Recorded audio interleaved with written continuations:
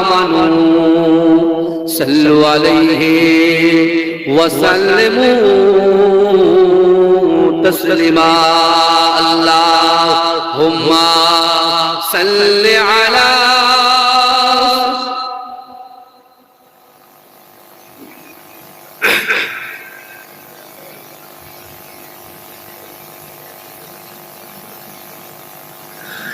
এসেছো একা যাবে একা সঙ্গে কেহ যাবে না কবর মাঝে থাকবে একা সঙ্গে রবে না গো কবর মাঝে থাকবে একা সঙ্গে রবে না এসেছো একা যাবে একা সঙ্গে কেহ যাবে না কবর মাঝে থাকবে একা সঙ্গে রবে না গো কবর মাঝে থাকবে একা সঙ্গে রবে না সাথে যাবে আমলনামা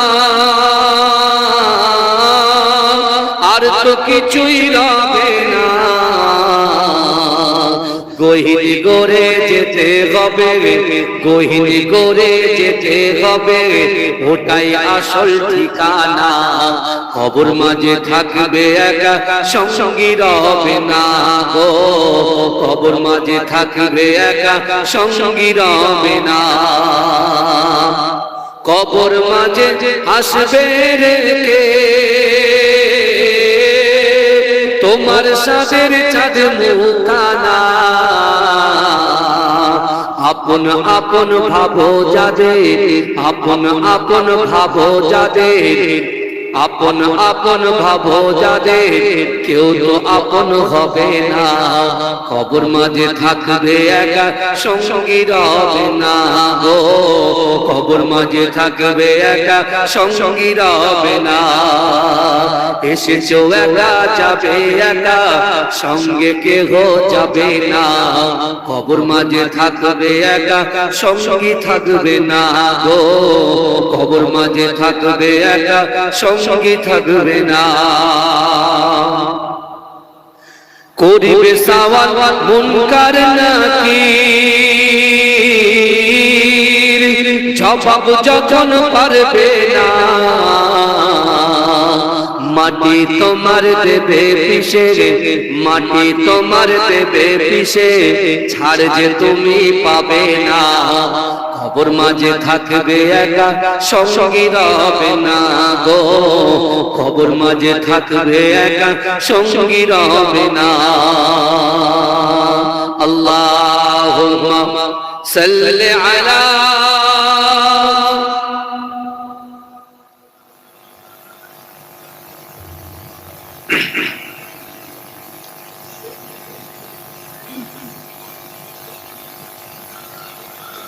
मुझको पिला दे इश्क का जाम तू आका और मैं हूँ गुलाम जुरे बोलो ना सुभान अल्लाह जुरे होवे ना नारे तकबीर मुझको पिला दे इश्क का जाम तू आका और मैं हूँ गुलाम रब के दुलारे तुम ही तो हो सबके सहारे तुम ही तो हो आए नबी जितने दुनिया में सबसे प्यारे तुम ही तो हो भेज खुदा ने तुमको सलाम तू आका और मैं हूँ गुलाम मुझको पिला दे इश्क का जाम तू आका और मैं हूँ गुलाम डूबा सूरज वापस पलटे और सजर जाए चल के डूबा सूरज वापस पलटे और सजर जाए चल के तुम जो चाहो ओ हो जाए पल में क्या से क्या हो जाए अल्लाह जाने तेरा मकाम तू आका और मैं हूँ गुलाम मुझको पिला दे इश्क का जाम तू आका और मैं वो गुलाम सिदरा पे जाके प्यार नबी से बुलबुल सिदरा बोल नबी से आगे गए तो चल जाओगे आप अकेले जागे यहाँ से अर्श बरी पे तेरा कयाम तू आका और मैं वो गुलाम मुझको पिला दे इश्क का जाम तू आका और मैं वो गुलाम अल्लाहुम्मा सल्ली अला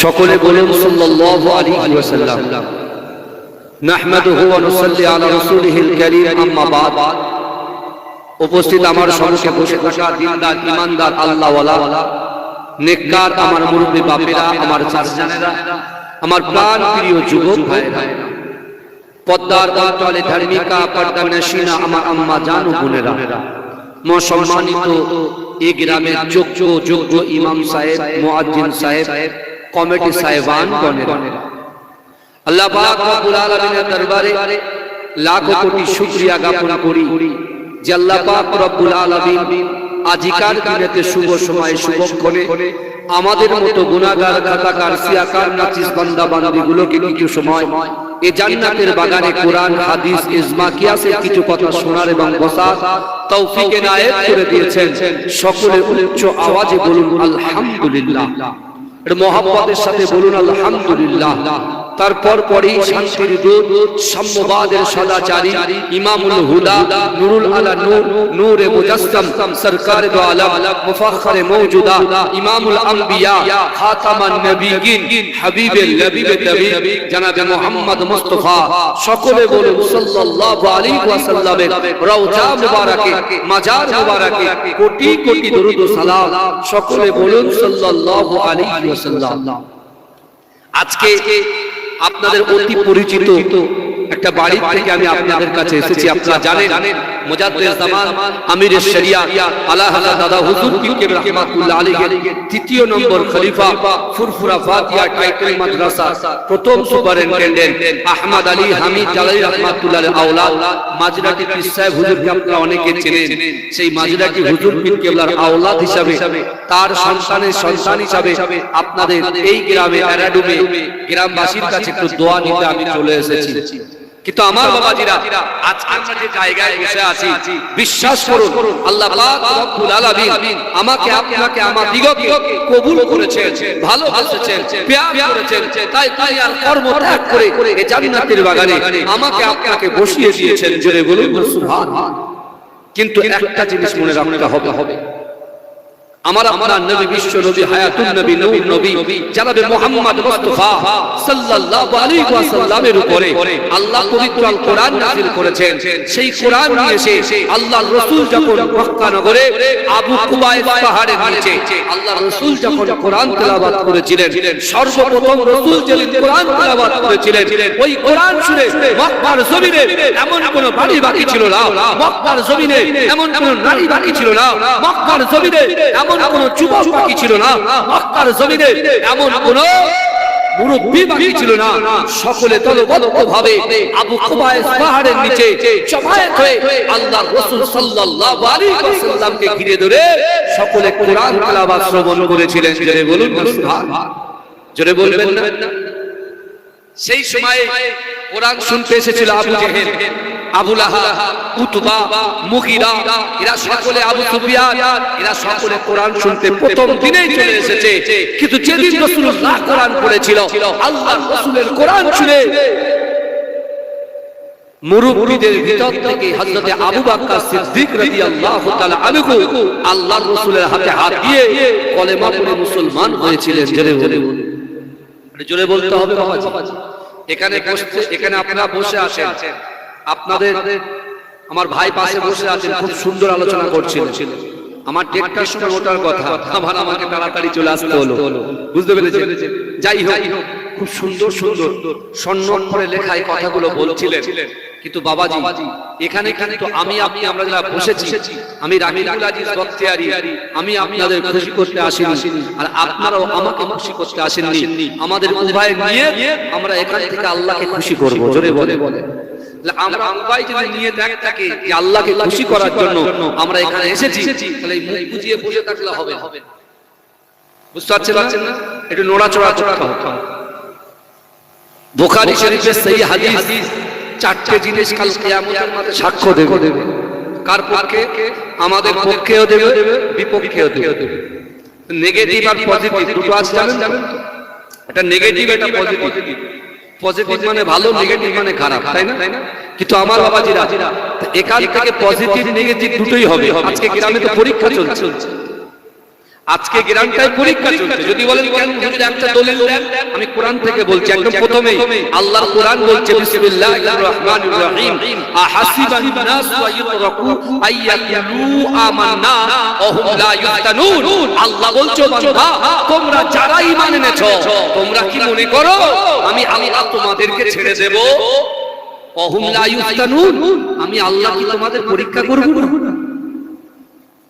আমি আল্লাহ কি তোমাদের পরীক্ষা করব না? আপনি দেখুন না, নবীদেরকে আল্লাহ পরীক্ষা করেছেন। নবী নূহ আলাইহিস সালাতু ওয়াস সালামকে আল্লাহ পরীক্ষা করেছেন। এ করেছেন না করেননি? কথা বলে। নবী আইয়ুব আলাইহিস সালাতু ওয়াস সালামকে আল্লাহ পরীক্ষা করেছেন। পরীক্ষা করেছেন না করেননি? কথা বলে। নবী ইব্রাহিম আলাইহিস সালাতু ওয়াস সালামকে আল্লাহ পরীক্ষা করেছেন না করেননি? কথা বলে। আল্লাহ রাসূল সাহাবাদেরকে আল্লাহ পাক পরীক্ষা করেছেন। হ্যাঁ, তাবেঈনদেরকে পরীক্ষা করেছেন, আইমায়ে মুজতাহিদিনকে পরীক্ষা করেছেন, উলামায়ে কিরামদের পরীক্ষা করেছেন। আজকে আল্লাহ পাক তার বান্দাকেও পরীক্ষা করছেন। सेकंड सेकंड আমরা বলি जो भी होगा बाद में देखा जाएगा, अभी पिक्चर बाकी है। तो আপনি বুকে হাত দিয়ে বলে, এই পৃথিবীতে আসার সিরিয়াল আছে, যাওয়ার কি কোনো সিরিয়াল আছে? একটু কথা বলে। আজকে আমি কোটি টাকার মালিক হতে পারি, আজকে আমার কাছে গাড়ি আছে, বাড়ি আছে, অর্থ আছে, সম্পদ আছে, ইজ্জত আছে, ব্যবসা আছে, কিন্তু আজরাইল নামক ফেরেশতা যদি আপনার সামনে চলে আসে, বাপ বলার টাইম দেবে না, মা বলার টাইম দেবে না। আপনি বলতে পারবেন না, আজরাইল একটু দাঁড়া, আমি আমার বাচ্চাটাকে একটু আদর করে আসি, আমি আমার মাটাকে একটু খিদমত করে আসি, আমি আমার বাপটাকে একটু খিদমত করে আসি, আমি আমার ছেলেকে কিছু পয়সা করে দিয়ে আসি। না বাবা, আপনি টাইম পাবেন না। এখনো সুযোগ আছে বাবাজি, চলে আসে, চলে আসে। দুনিয়ার মোহে ছেড়ে দেন, দুনিয়ার ত্যাগ ছেড়ে দিয়ে আপনার জান্নাতের বাগানে চলে আসুন।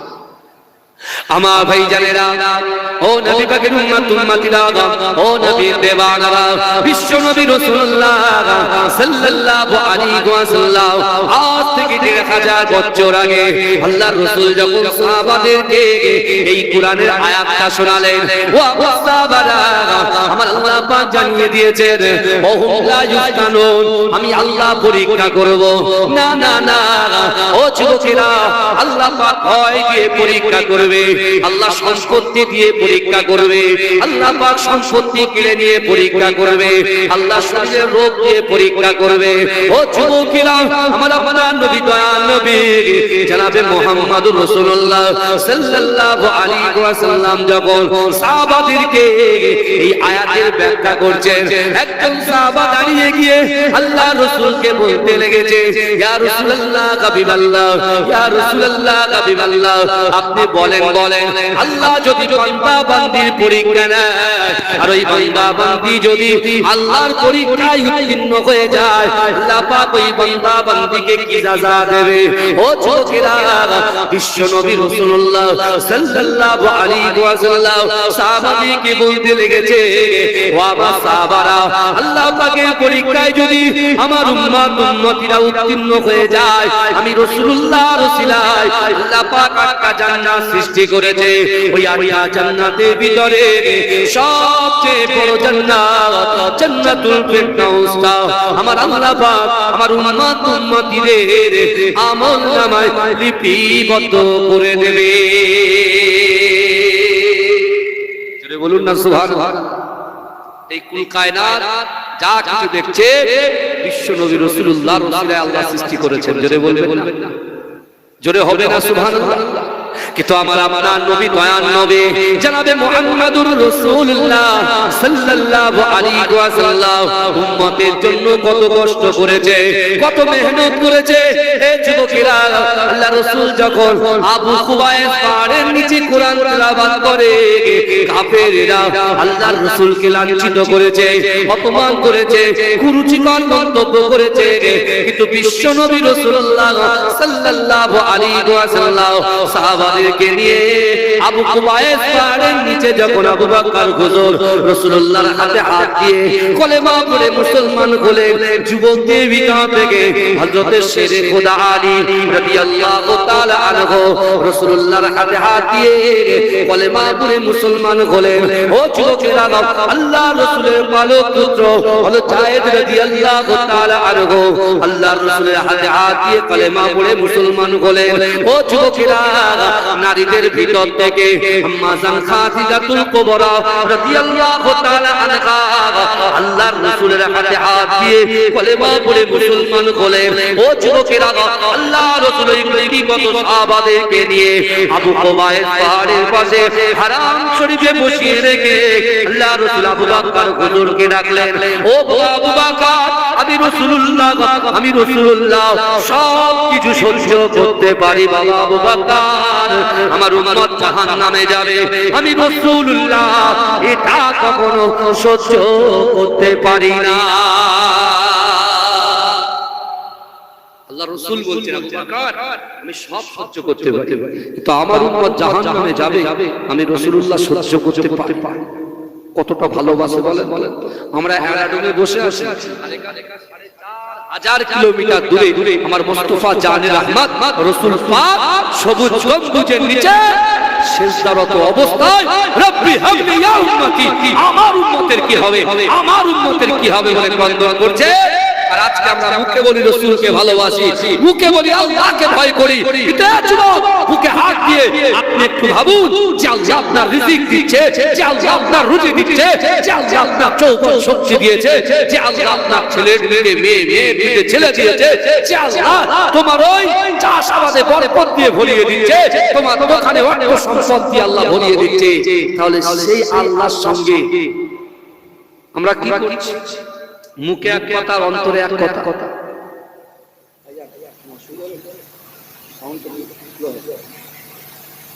আমার বাবা বুঝতে পারছেন? আপনারা যারা ভিতরে ঢুকেছেন, ইন্দা বাউন্ডারির মধ্যে যারা আছেন, কত সুন্দর আল্লাহ কোরআনে কি বলতে দেখেন। কোরআনের সাথে তো আমাদের সম্পর্ক নয়, আমাদের সম্পর্ক ফেসবুকের সাথে, ইউটিউবের সাথে, হোয়াটসঅ্যাপের সাথে, বুঝতে পারছেন না, ইনস্টাগ্রামের সাথে সম্পর্ক। সম্পর্ক যদি এরকম হয়, এমনি ভূমিকম্প হবে, এমনি জলকম্প হবে, কথা বলে আমার বাবা।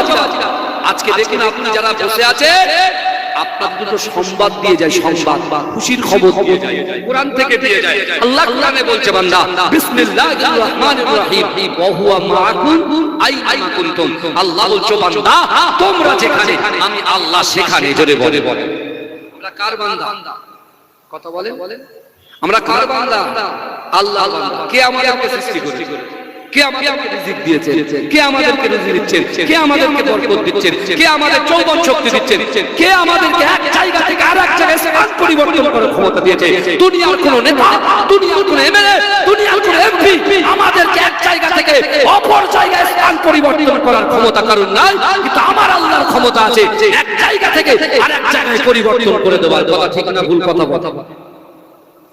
তাহলে সেই আল্লাহ ইচ্ছা করলে তিনি প্যারালাইসিস করে দিতে পারে, ইচ্ছা করলে চোখকে অন্ধ করে দিতে পারে, ইচ্ছা করলে আপনার যৌবনটাকে সেকেন্ডের মধ্যে ছিনিয়ে নিতে পারে। কি পারে? আমরা খুব চালাক হয়েছি, তাই না বাবা? প্রচুর চালাকি করতে শিখেছি। কিছু মনে করবেন না। আপনাদের বাড়ির পাশে আমার মুজাদ্দিদ জামান দাদা হুজুর কিবলা খলিফা, আমার দাদা ভাই মাজিরা কি সাহেব 104 বছর বয়স পর্যন্ত তিনি তার জিন্দেগিতে দিন প্রচার করে গেছেন। অনেক আলেম আছেন আলহামদুলিল্লাহ, বুঝতে পেরেছেন? মাওলানা তাই সাহেব যিনি শুয়ে আছেন কোথায়? বাগড়াতে, বুঝতে পেরেছেন? আমার দাদা ভাই মাঝিরাটি পীর সাহেব আর মাওলানা তাই সাহেব এত ফ্রেন্ড ছিল, বন্ধু ছিল না, আরবিতে কথা বলতেন, যখন বলতেন আরবিতে কথা বলতেন, উর্দুতে কথা বলতেন। আর তৎকালীন সময় কাজী নজরুল ইসলাম যিনি লেখক, কাজী নজরুল ইসলাম আমার দাদা ভাইয়ের ভাষা শুনে তিনি পান সেজে তাকে খাইয়েছেন। জোরে বলে বুঝতে পারছেন না? একজন সাহিত্যিক, একজন লেখক, সে বলছে মাথায় টুপি মুখে দাড়ি, এত উচ্চমানের ভাষা জানলো কোথা থেকে? বুঝতে পারছেন? কিন্তু আমার ভাইরা আজকে চিন্তা করুন, গুরুত্ব দিতে শিখুন, নিজের জিন্দেগিটাকে পরিবর্তন করতে শিখুন। আপনি বাবা, আপনার বয়স 60 বছর হয়ে গেছে, 40 বছর হয়ে গেছে, 50 বছর হয়ে গেছে, 12 বছর থেকে আপনার নামাজ ফরজ হয়েছে। আপনার ছেলের বয়স 20 বছর, আপনার বয়স 45 বছর, কিন্তু বাপ নামাজ পড়ে। বাপ এদিকে মনে মনে ভাবছে, আল্লাহ আমার ছেলের মেধাশক্তিটা কেন এরকম দুর্বল, মাস্টার পড়াচ্ছে, হ্যাঁ মুক্তবে মাদ্রাসায় পড়াচ্ছে, আমার ছেলের মাথায় কিছু ঢুকছে না। এর জন্য কারণ আমি আমার চোখকে ঠিক রাখতে পারি, আমি আমার হাত ঠিক রাখতে পারিনি, আমি আমার অন্তর ঠিক রাখতে পারিনি। আপনি বলছেন আল্লাহ এত টাকা লোন নিচ্ছি, এত লোন নিয়ে এত ব্যবসায় ঢোকাচ্ছি, গাজরের ব্যবসা, বিটের ব্যবসা, পাটের ব্যবসা, গোস্তের ব্যবসা, এত টাকা লোন নিয়ে এত টাকা দিচ্ছি, ব্যবসা দাঁড়াচ্ছে না, ব্যবসা দাঁড়াচ্ছে না। আপনি চিন্তায় পড়ে গেছে, কখনো এই হুজুরের কাছে যাচ্ছে, কখনো ওই হুজুরের কাছে যাচ্ছে, বুঝতে পারছেন না? কিন্তু কি হবে ভাই, গালাতি তো আপনি করছেন ভিতরে ভিতর, রোগ তো আপনার ভিতরে ঢুকে গেছে, এই রোগ তো সরাতে হবে। পেটে গ্যাস হলে আমরা কি খাই?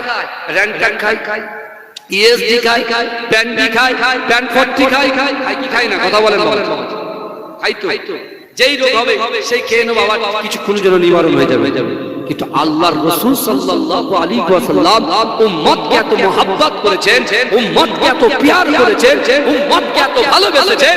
আমার রাসূলুল্লাহ সাল্লাল্লাহু আলাইহি ওয়াসাল্লাম মক্কাতে আবু হারাম শরীফে আল্লাহর রাসূল আবু বকর হুজুরকে ডেকে বলছেন, বাবা আবু বকর, আমি রাসূলুল্লাহ জবান দিয়ে যে কথা বলি আসমানের উপরে ওই কথাটাকে আল্লাহ কবুল করে নেয়। জোরে বলে, ভালো করে বুঝবেন।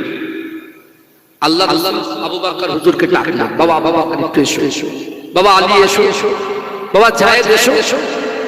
শুরু ইসলামে গুটি কতক সাহাবা ছিল, তাদেরকে নিয়ে হ্যাঁ কাফেররা এদিকে কোরআন বন্ধ করে দেওয়ার চক্রান্ত করছে, রাসূলকে বাধা দেওয়ার চক্রান্ত করছে। বুঝতে পারছেন? চারি শত্রু রাসূলুল্লাহ। এখন তো আমরা মুসলমান, কোটি কোটি মুসলমান, তাও কোটি কোটি মুসলমান হয়েও আমরা ভয়ে এখন জড়সড় হয়ে যাচ্ছি। কারণ মাঝে মাঝে যখন বান্দা বান্দিরা নামাজ থেকে, কোরআন থেকে, মুহাব্বত থেকে দূরে সরে যায়, শরিয়াত থেকে দূরে সরে যায়, শরিয়াতের দৃষ্টিকোণ থেকে দূরে সরে যায়, আল্লাহ মাঝে মাঝে একটা করে জালিম বাদশা পাঠায়। আর সেই বাদশা এসে কি করে জানেন? সেই কওম যারা ইসলামকে মুহাব্বত করে, ভালোবাসে, সেই কওমের দিকে একটু কি প্রেসার ক্রিয়েট করে, কোনটা করার চক্রান্ত করে। এখন বর্তমানে কি অবস্থা চলছে বলছে তো? আমরা যদিও এখানে বসে আছি, আমাদের মনটা কিন্তু এসআইআর ফর্মে আছে। কি হবে 16 তারিখে কি হবে, 18 তারিখে কি হবে, এই চিন্তায় মগ্ন আমরা দুনিয়াবাসী। কিন্তু বাবাজি আপনি মনে করছেন এসআইআর হচ্ছে দুনিয়ার জমিনের উপরে, কবরে তো এসআইআর হবে। দুনিয়ার কাগজপত্র দিয়ে আপনি সারা দিন কাটাকাটি করে যে বাড়ি এসেছেন, আপনার মিসেস তাড়াতাড়ি ঝাড়খানি দিয়ে বলে শিগগির আমার বাপের বাড়ি ফোন করো, আমার বাপের কাগজ তুলে নিয়ে আসতে হবে। এই কথা ঠিক বলছি না ভুল বলছি? কথা বলে না, কাগজ ঠিক আছে। দুনিয়াতে আপনি কাগজপত্র এদিক সেদিক দিয়ে জোগাড় করুন, পায়ে হাত পায়ে পড়ে জোগাড় করে নিন, পঞ্চায়েতে গিয়ে জোগাড়, বিডিও অফিসে গিয়ে জোগাড়, কিন্তু কবরে গিয়ে আপনি কি করবেন? এটা প্রশ্ন জিজ্ঞাসা ছিল, টাইম থাকলে বলবো। আল্লাহ রাসূল আবু বকরকে ডেকে বলছে, বাবা আবু বকর, আমি জবান থেকে যে কথা বলি আসমানের উপরে এই কথাটাকে আল্লাহ কবুল করে। কিন্তু আমি তোমাদেরকে কোরআনের ভিতর থেকে 3টা আয়াত তোমাদের কাছে তেলাওয়াত করব। এই 3টে আয়াতের ভিতরে 3টা আমল আছে। এই আমলগুলো দুনিয়ার জমিনে আমার উম্মতিরা, নারী হোক, পুরুষ হোক, যুবক হোক, যুবতী হোক, এই 3টে আমলকে যারা অ্যাকসেপ্ট করবে, গ্রহণ করবে, ক্যাচ করবে। আমি রাসূলুল্লাহ কথা দিলাম তাদের দ্বারাই, আপনার দ্বারাই, আমার দ্বারাই, আমাদের দ্বারাই যেটা অসম্ভব এই অসম্ভবকে আল্লাহ সম্ভব করে দেবেন। যেটা বলবেন এতগুলো লোক রয়েছেন, জোরে আওয়াজ তোলেন তো বাপ, তাকবীর দেন তো, নারে তাকবীর। বাইরের লোকগুলো একটু জানুন যে কেউ একজন বসে আছে, ওরা মনে করছে যে হুজুর এমনি চালাচ্ছে, ফাঁকা মাঠে গোল দিয়ে যাচ্ছে, বুঝতে পারছেন? জোরে দেন নারে তাকবীর, আরো জোরে নারে তাকবীর। হে প্রভু রহমান তোমারই সেরা দান, নূরানী আল কোরআন, নূরানী আল কোরআন। জোরে বলবেন না? কোরআন ছাড়া আমাদের কোনো পথ নাই, কোরআন ছাড়া আমাদের কোনো বাঁচতে গেলে কোরআনের সাথে সম্পর্ক করতে হবে, বাঁচতে গেলে কোরআনের সাথে বন্ধুত্ব করতে হবে। হে প্রভু রহমান তোমারই সেরা দান, নূরানী আল কোরআন, নূরানী আল কোরআন, নূরানী আল কোরআন, নূরানী আল কোরআন। কোরআন তাই প্রমাণ দেয় নেই যে তাতে কোনো ভুল, হাকিকাত চার আয়াত সত্য পথ জ্ঞানের মূল। কোরআন তাই প্রমাণ দেয় নেই যে তাতে কোনো ভুল, হাকিকাত চার আয়াত সত্য পথ জ্ঞানের মূল। যার হরফে আছে মধু শান্তি যে অপূরণ, নূরানী আল কোরআন, নূরানী আল কোরআন। কোরআন জ্ঞানের আধার আল্লাহ মহাজ্ঞানী, সত্য পথের দিশা দিলেন কোরআন খানি। কোরআন জ্ঞানের আধার আল্লাহ মহাজ্ঞানী, সত্য পথের দিশা দিলেন কোরআন খানি।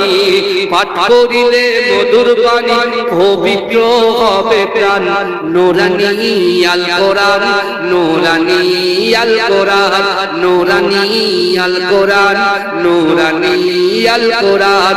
হে প্রভু রহমান তোমারই সেরা দান, নূরানী আল কোরআন, নূরানী আল কোরআন। সকল রোগের সেবা কোরআন পাকে পাওয়া যায়, এক হরফে 10টি নেকি আমল নামায় জমা হয়।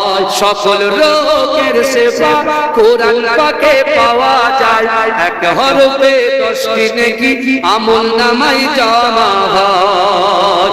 কোরআন হলো ওই শিবানী, কোরআন হলো ওই শিবানী, মানব জীবন বিধান, নূরানী আল কোরআন, নূরানী আল কোরআন, নূরানী আল কোরআন, নূরানী আল কোরআন। হে প্রভু রহমান তোমারই সেরা দান, নূরানী আল কোরআন, নূরানী আল কোরআন। আল্লাহুম্মা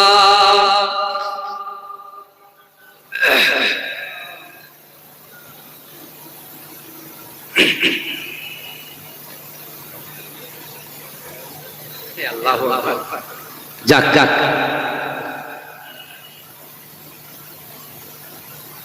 কাজী আইরাম, তাই তো? মাশাআল্লাহ, ভালো ভালো করে বাবাজি, অসুবিধা হচ্ছে না তো?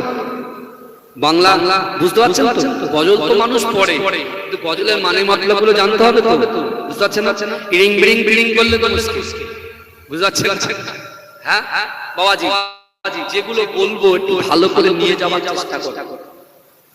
আমি মনে করি কি জানেন, হেদায়েত দেওয়ার মালিক আল্লাহ, কিন্তু আপনি যদি বসে থাকে যে বলেন না আল্লাহ যদি হেদায়েত দেয় তাহলে হেদায়েত, কিন্তু না, আল্লাহর কোরআন বলছে ইন্নাল্লাহা লা ইগাইয়িরু মা বিকওমিন হাত্তা ইগাইয়িরু মা বিআনফুসিহিম।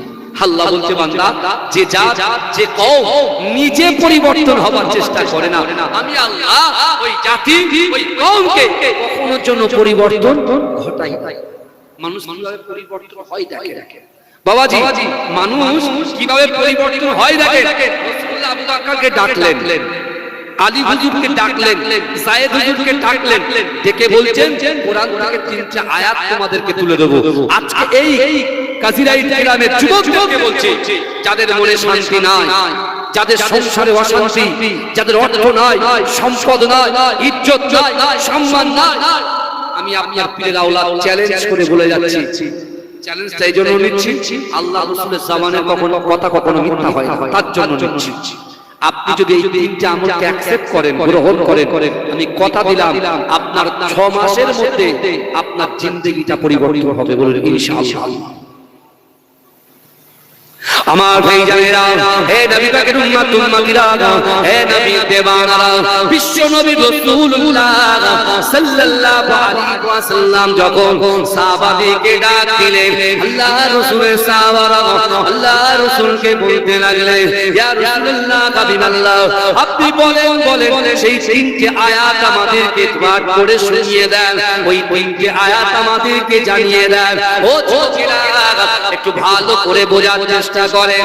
আমার দয়ার নবী, সোনার নবী জনাবে মুহাম্মদুর রাসূলুল্লাহ সাল্লাল্লাহু আলাইহি ওয়াসাল্লাম আবু বকর হুজুরের সামনে, আবু বকর হুজুরের সামনে, আলী হুজুরের সামনে আল্লাহ রাসূল চলচর করে কাঁদতে বললেন, ও সাহাবারা, আমি রাসূলুল্লাহ তোমাদেরকে জানিয়ে দিলাম, আল্লাহর কোরআন বলছে, ইয়া আইয়ুহাল্লাযীনা আমানুত্তাকুল্লাহ ওয়া কুনু মা'আস সাদিকিন, ইয়া আইয়ুহাল্লাযীনা আমানুত্তাকুল্লাহ ওয়া কুনু মা'আস সাদিকিন। হে যুবকেরা, আল্লাহর কোরআন বলছে, বান্দা, হে আমার বিশ্বাসী ঈমানদার বান্দারা, ওয়াত্তাকুল্লাহ, আমি আল্লাহ, আমাকে ভয় করো, ওয়া কুনু মা'আস সাদিকিন, সত্যবাদীদের সঙ্গে থাকো। আল্লাহ বলছেন, আমি আল্লাহকে ভয় করো, আর কাদের সাথে থাকো? সত্যবাদীদের সঙ্গে থাকো। আল্লাহ আমাদের সবথেকে বড় যে নিয়ামত দিয়েছেন, সেটা হলো আমাদের ঈমান দিয়েছেন। জোরে বলুন, জোরে বলবেন। সবথেকে বড় নিয়ামত আল্লাহ আমাদেরকে কি দিয়েছেন? ঈমান দিয়েছেন। ঈমানটা যদি না দিত, তাহলে আমরা গায়ের কম হতাম, কেউ ইহুদি থাকতাম, কেউ নাসরা থাকতাম, কেউ খ্রিস্টান থাকতাম। কথা ঠিক না ভুল? হ্যাঁ, আর এখন যা বর্তমানে দাওয়াত চলছে, কোন হিন্দু ভাইয়ের কাছে গিয়ে দাওয়াত চলছে না, চলছে কি মুসলমানের কাছে চলছে। আমরা ওখানে একটা গ্যাপ করে যেতাম, আল্লাহ শুকরিয়া আদায় করে পাঠিয়েছেন। জোরে বলুন, চিৎকার দিয়ে বলতে হবে। হ্যাঁ, আমি ওরকম নই যে আমি একা বলবো আপনারা চুপ করে থাকবেন, আমি আমার ঠিকঠাক হবে না, আপনাদেরও আমার সাথে সাথ দিতে হবে। বুঝতে পেরেছেন? আমার সঙ্গে আপনাদেরও কথা বলতে হবে। এক নাম্বার, কাকে ভয় করতে হবে? এটাকে এক্ষুনি আপনার প্রমাণ বেরিয়ে যাবে। দেখেন, একমাত্র আল্লাহকে ভয় করতে হবে। আর দুই, সত্যবাদীদের সঙ্গে থাকতে হবে। আমরা থাকবো কাদের সাথে? এটাও আল্লাহ বিবেক দিয়েছে, বোঝার ক্ষমতা আপনাকে দিয়েছেন। আমার বলার বেশি ব্যাখ্যা করে বলতে গেলে আমি ঠিক জায়গায় পৌঁছাতে পারবো। তাহলে এক নম্বর পয়েন্ট রাসূল বললেন, কোরআন থেকে আল্লাহকে ভয় করতে হবে, সত্যবাদীদের সঙ্গে থাকতে হবে। আমার ভাইজানেরা, হে নবী পাকের উম্মত উম্মতিরা, হে নবী দেওয়ানারা, বিশ্ব নবী রাসূলুল্লাহ আল্লাহর কোরআন তেলাওয়াত করে আবার সাহাবাদেরকে জানিয়ে দিলেন, ও সাহাবারা, আল্লাহর কোরআন বলছে, কুল ইন কুনতুম তুহিব্বুনাল্লাহ ফাত্তাবিউনি ইউহিব্বুকুমুল্লাহ। আল্লাহ বলছে, হাবিব, আমার বান্দা বান্দিকে জানিয়ে দেন, যারা আমি আল্লাহ পাক আমাকে ইত্তেবা করতে চায়, আমাকে মহব্বত করতে চায়, আমাকে ভালোবাসতে চায়, আমাকে ভালোবাসার আগে, আমাকে মুহাব্বত করার আগে, আমাকে ইত্তেবা করার আগে, হাবিবুল্লাহ আপনাকে যেন মুহাব্বত করে, আপনাকে যেন ভালোবাসে। ও যুবকেরা, বিশ্ব নবী রাসূলুল্লাহ দ্বিতীয় নম্বর বললেন, ও সাহাবারা, আল্লাহ পাক কোরআন পাকের ভিতরে 82টা জায়গায় আকিমুস সালাত, আকিমুস সালাত, আকিমুস সালাত, নামাজ নামাজ নামাজ, আল্লাহ পাক রব্বুল আলামিন নামাজের কথা বলেছে। ও যুবকেরা, বিশ্ব নবী রাসূলুল্লাহ সাল্লাল্লাহু আলাইহি ওয়াসাল্লাম কাঁদতে কাঁদতে সাহাবাদিকে বুঝিয়ে দিলেন, ও আমার সাহাবারা, এক হচ্ছে আল্লাহর ভয়, দুই হচ্ছে রাসূলুল্লাহর মুহাব্বত, তিন হচ্ছে আকিমুস সালাত। না না না, আমার উম্মতের অন্তরের ভিতরে আল্লাহর ভয় যদি থাকে, রাসূলুল্লাহর মুহাব্বত যদি থাকে, নামাজের পাটিতে বসে নামাজ আদায় করার পরে তার অন্তরের কথা, তার মনের কথা, তার ইচ্ছার কথা, তার আকাঙ্ক্ষার কথা, তার উদ্দেশ্যের কথা যদি আল্লাহ পাক রব্বুল আলামিনের কাছে শেয়ার করে, আমার আল্লাহ বলে, বান্দা না না না, আমি আল্লাহ ওয়াদা দিলাম, আমি রাসূলুল্লাহকে জানিয়ে দিলাম, যার ভিতরে আল্লাহর ভয় থাকবে, রাসূলুল্লাহর মুহাব্বত থাকবে, আর নামাজটা সঠিকভাবে আদায় করে এই নামাজের বাড়িতে আমি আল্লাহর কাছে যা শেয়ার করবে, আমি আল্লাহ পাক এই বান্দা বান্দি মনের আশা আকাঙ্ক্ষা উদ্দেশ্যটাকে পূরণ করে দেব। জোরে বলে। এবারে যারা আল্লাহকে ভয় করে, আমি তিনটে ধরেই বলি, যারা আল্লাহকে ভয় করে, রাসূলকে মহব্বত করে, তারা কখনো নামাজ কাজা করতে পারে? কথা বলে। তারা কখনো খারাপ কাজে লিপ্ত হতে পারে? শরিয়ত বিরোধী যে কর্মক্রিয়া, শরিয়ত বিরোধী, শরিয়তের দৃষ্টিকোণ থেকে যেগুলোকে গুনাহ, যেগুলোকে রাসূল বর্জন করতে বলেছে, সেই কাজ কর্মগুলো যদি আমরা করি, তাহলে আপনি বলেন সে আল্লাহকে ভয় করে? কখনো করতে পারে না। রাসূলকে মহব্বত করতে পারে না। রাসূল এই কথাটা বলছেন কোথায় বলেন তো? মক্কা হারাম শরীফে বলছেন। আর আমরা দুনিয়ায় আমরা বলছি ও কালো, ও বেটে, ও ফর্সা, ও তোতলা, বুঝতে পারছেন না? মানুষকে আমরা কুরুচিকর মন্তব্য করি, কি করি না? ভালো করে বুঝতে, একটা পেটে মানুষ যদি আছে, হ্যাঁ করে হাসে, দেখ 1.5 ফুট যাচ্ছে, তাই না? একজন কালো কুৎসিত কথাকার লোক যদি যায়, বলছে দেখ একটা কালো লোক, যে নাম কালো কেউ করে, ভাইয়া আমাকে হাত দিয়ে বলেন তো, আল্লাহর মাখলুক কি কখনো খারাপ হতে পারে? কথা বলেন। আল্লাহর মাখলুক খারাপ হতে পারে? হ্যাঁ, আল্লাহ আমাদেরকে ইজ্জত দিয়েছেন। আপনি কালো হতে পারেন, আপনি বেটে হতে পারেন, আপনি টোটো চালাতে পারেন, আপনি ভ্যান চালাতে পারেন, আপনি রিকশা চালাতে পারেন, আপনি কাজ করে খান, আল্লাহ আপনাকে ইজ্জত দিয়েছে। বলে আমরা ইজ্জত পাওয়ার জন্য দুনিয়ার নেতার পিছনে ছুটে বেড়াচ্ছি। কথা ঠিক না? দুনিয়ার মানুষের পিছনে ছুটে বেড়াচ্ছি। কথা বলে কিছু সাময়িক সময়ের জন্য সম্মান অর্জনের আশা, সম্মান অর্জনের আশা। কিন্তু আপনাকে যে মেডিসিন দেওয়া হচ্ছে, আল্লাহর কোরআনের যে 3টা আয়াত আমি আপনাদেরকে তেলাওয়াত করলাম, এই 3 থেকে একবার অ্যাকসেপ্ট করে দেখুন। আপনার বয়স 30 বছর, 35 বছর, 40 বছর অতিক্রম হয়ে গেছে, তো আপনি কখনো কোরআনের কথা শুনেননি। একটা মাস আপনি কোরআনের আয়াতের কথাগুলো শুনে দেখেন, আপনার পরিবর্তন আসে কিনা দেখেন। রাসূল এই সকল কথাগুলো বলছে কোথায়? কাবা শরীফ হারাম শরীফে। এদিকে যখন একে একে ইসলামের মধ্যে দাখিল হচ্ছে, রাসূলুল্লাহর হাতে হাত দিয়ে কলিমা পড়ছে, ওদিকে আবু জেহেলের মাথা মারা, আবু লাহাবের মাথা মারা। ওরা এখন দেখছে কিভাবে আটকানো যায়, কিভাবে মুস্তাফা জানের আমাদের জবানটাকে বন্ধ করতে হয়। ভাইজান, রাসূল সাল্লাল্লাহু আলাইহি ওয়াসাল্লাম ওসিলা আল্লাহ কি ইজ্জত আমাদেরকে দিয়েছেন। দুনিয়ার জন্য আমরা ঝামেলা করি, আমরা বাজে কুরুচিকর মন্তব্য করি, বাজে মন্তব্য করি, তা আপনি দেখেন আল্লাহ আমার আপনার কত ইজ্জত দিয়েছে, সম্মান দিয়েছে। আপনার এই গ্রামের সবথেকে মরা পুয়ার যিনি আছেন, গরীব যিনি আছেন, আল্লাহ তাকেও সম্মানিত করেছেন। জোরে বলে। যদি বলেন কেন? আল্লাহ কোরআন বলছে বানি আদম, আমি আল্লাহ পাক আদম সন্তানকে ইজ্জত দিয়েছি, সম্মান দিয়েছি। জোরে বলে।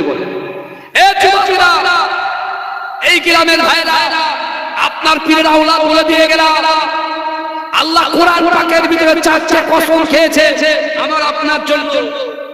30 পারা সূরা 3টা খুলে আমরা মানুষের সঙ্গে দ্বন্দ্ব, মানুষের সঙ্গে কুরুচিকর মন্তব্য, মানুষের সঙ্গে আমরা যে বাজে ব্যবহার, একজন বেটেকে বলছি বেটে, একজন মোটাকে বলছি মোটা, একজন রোগাকে বলছি রিকেট।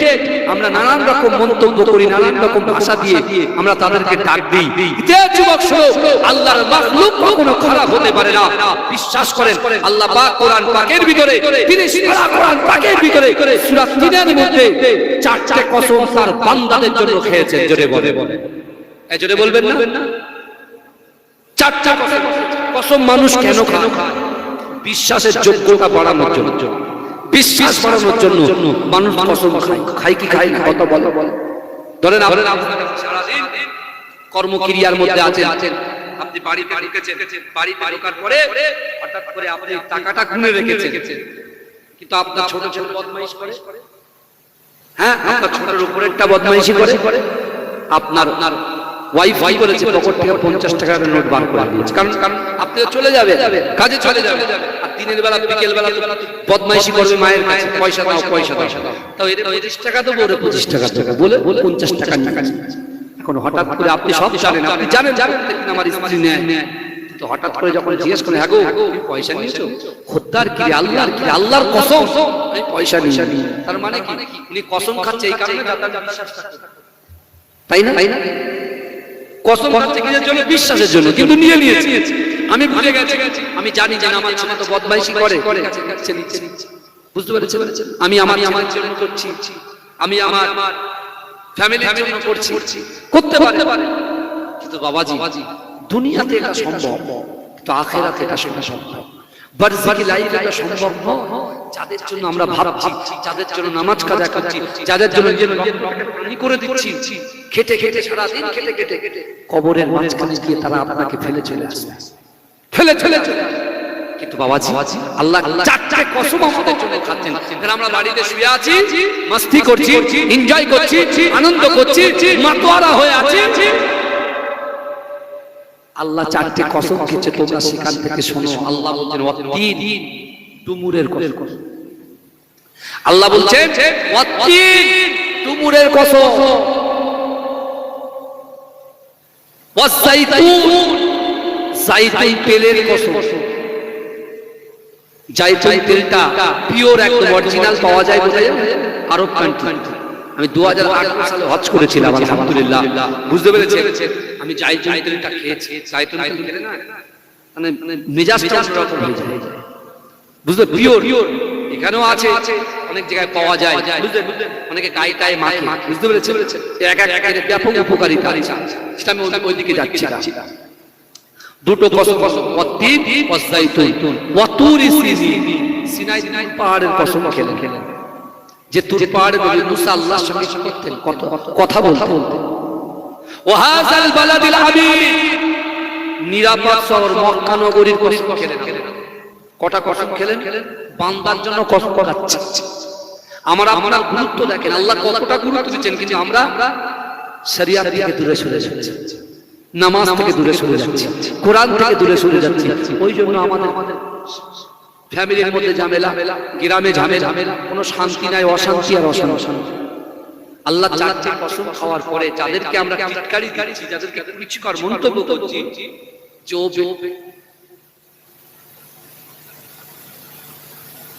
বাইরে আপনার মধ্যে বাইরে সাউন্ড দিয়েছো, সবটা হয়েছে মাশাআল্লাহ। আমার বাবা ভালো ভালো বুঝতে পারছি, আমার বাবা ভালো ভালো অসুবিধা হচ্ছে না। আল্লাহ 4টে কসম খাওয়ার পরে বলছেন লাকাদ খালাকনাল ইনসানা ফি আহসানি তাকওয়িম, অবশ্যই অবশ্যই আমি আল্লাহ পাক মানুষ জাতিকে, আমার বান্দা বান্দিকে উত্তম আকৃতিতে সৌন্দর্য দিয়ে আমি আল্লাহ সৃষ্টি করেছি। এজন্য বলবেন সৌন্দর্য দিয়েছেন কে? আল্লাহ দিয়েছে। একজন কালো বেলাল হুজুরের কথা চিন্তা করতে পারে, তিনি পেটে ছিলেন, কালো ছিলেন, তিনি কথা বাদিয়ে বাড়ি ছিল কোথায়? ইথিওপিয়া। গোলাম ছিল কার? উমাইয়া ইবনে খালদ।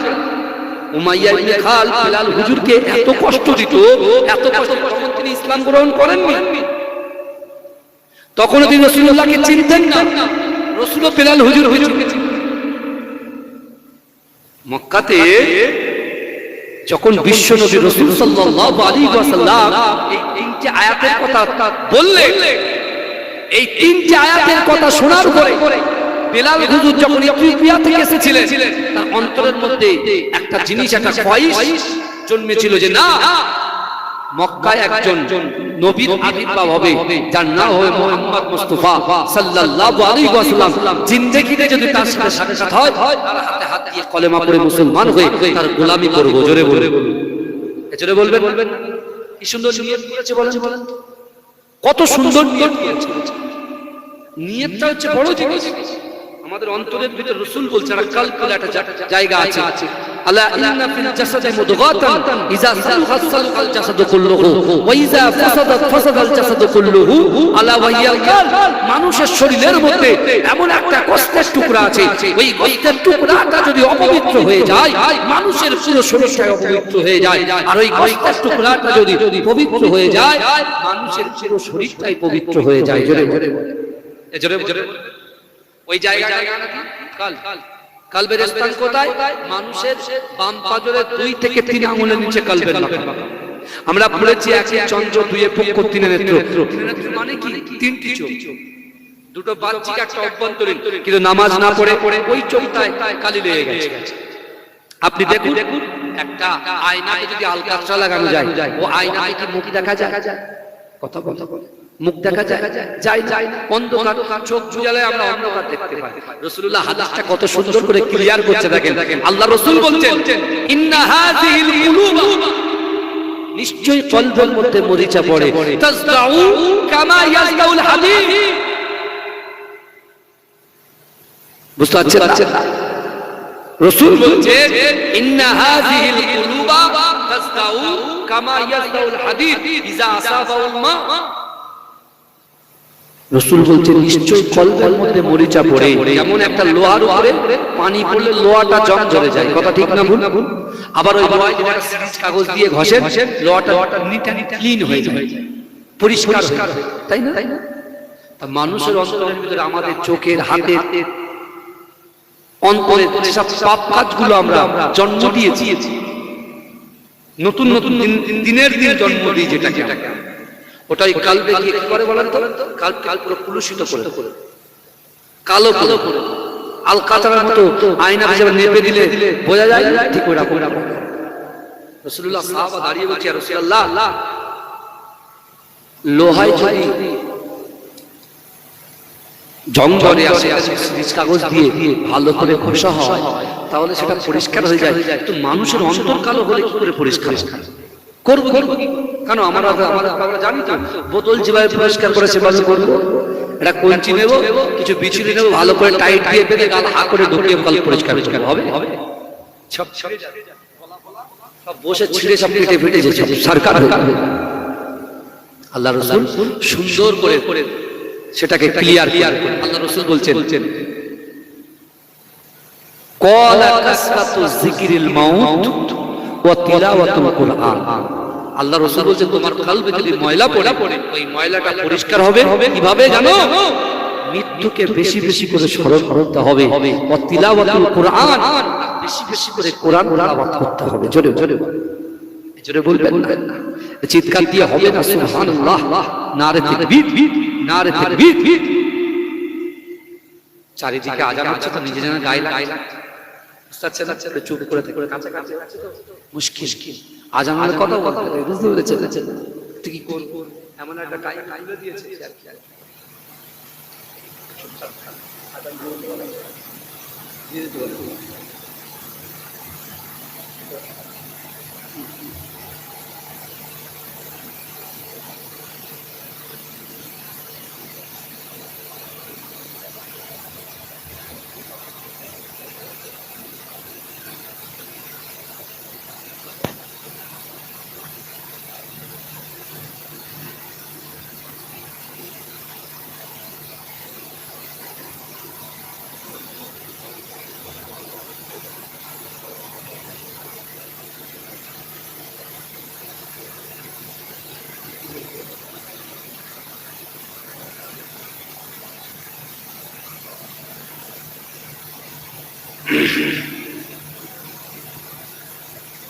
আপনাদের মসজিদে আজান হয়েছে, আজানটা দিয়ে দিতে বলেন, আবার ফের আজান হবে, আবার চুপচাপ থাক।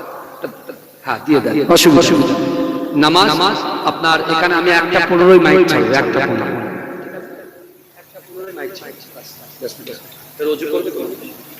1:15 চলে, 1টায় ছাড়ার কথা, 1:15। আবার আমার বাড়িতে একজন অসুস্থ, বুঝলেন, বাড়ি মানে আমার ওয়াইফের ফ্যামিলিতে, বুঝলেন, তাকে নিয়ে আবার ছুটতে হবে, বুঝতে পেরেছেন। আবার আমি নিজে বিয়ে হলো, আমার অনেক কাজ ব্যাপার, কোথায় কি আছে না আছে আবার খুঁটিয়ে দেখতে হবে।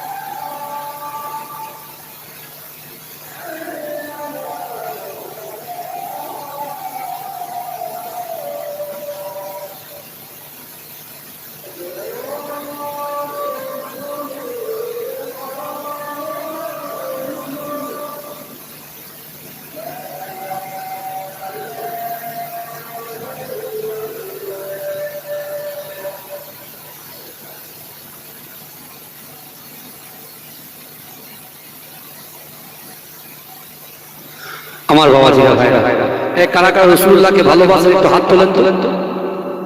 তাকবীর দেন, নারে তাকবীর, নারে তাকবীর। আমি যদি হাত তুলে আপনারা জোরে সুবহানাল্লাহ বলবেন তো ইনশাআল্লাহ বলে। আর আমার যুবক ভাইরা কোথায়, এই গ্রামে কি এই গ্রামে কি যুবকরা নেই? কোথায় গেছে সব? কাজে গেছে। রবিবার তো কাজ ছুটি। হ্যাঁ, সব তো মুরুব্বি বসে আছে, আলহামদুলিল্লাহ। আল্লাহ হায়াত দারাজ করুন, আল্লাহুম্মা। আমি যদি হাত তুলতে বলি জোরে সুবহানাল্লাহ হবে তো? আমি হাত তুলে সবাই হাত তুলে জোরে সুবহানাল্লাহ বলতে হবে, পারবেন? একবার চেক করে দেখেন তো, আমাদের এখন চেকিং করার দরকার সব জায়গায়, বুঝলেন না? সব জায়গায় চেক করতে হবে। আমি হাত তুললে সবাই হাত তুলে সুবহানাল্লাহ বলবেন ইনশাআল্লাহ। বলে ও পাবি নবীজির ওই স্মৃতি সবই মদিনাতে দেখতে পাবি, নবীজির ওই স্মৃতি সবই, সেই স্মৃতিতে চুমা খেলে কোনা ধুয়ে যায়। জিন্দা আছে আমার নবী দয়াময়, আল্লাহুম্মা সাল্লি আলা।